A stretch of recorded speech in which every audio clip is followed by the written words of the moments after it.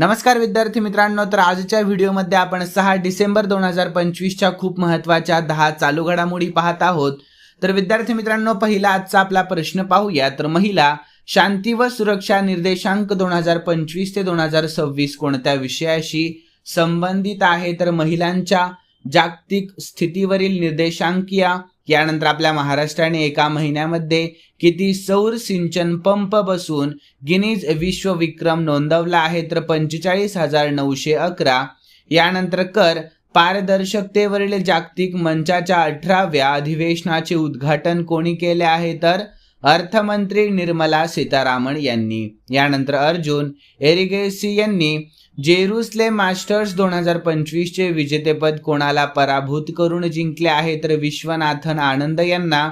यानंतर डॉक्टर बाबासाहेब आंबेडकर यांचा महापरिनिर्वाण दिवस कोणत्या दिवशी पाळला जात असतो? तर 6 डिसेंबर या दिवशी।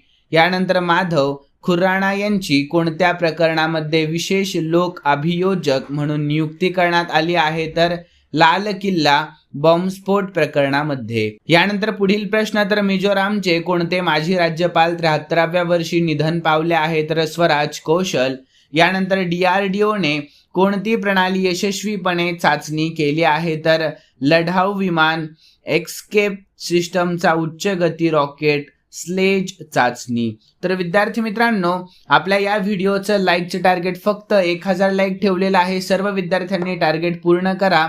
आणि शेवटी मी तुम्हाला प्रश्न देत असतो काल झालेल्या चालू घडामोडीचा, त्याचेही उत्तर तुम्ही कॉमेंटमध्ये कळवायचं आहे। पुढील प्रश्न, तर विश्व मृदा दिवस 2025 कधी साजरा करण्यात आला? तर 5 डिसेंबर रोजी। यानंतर शेवटचा प्रश्न, PM विश्वकर्मा योजना अंतर्गत 1 डिसेंबर 2025 पर्यंत एकूण किती लाभार्थी नोंदवले गेले आहेत? तर एकूण 30 लाख लाभार्थी नोंदवले गेले आहेत।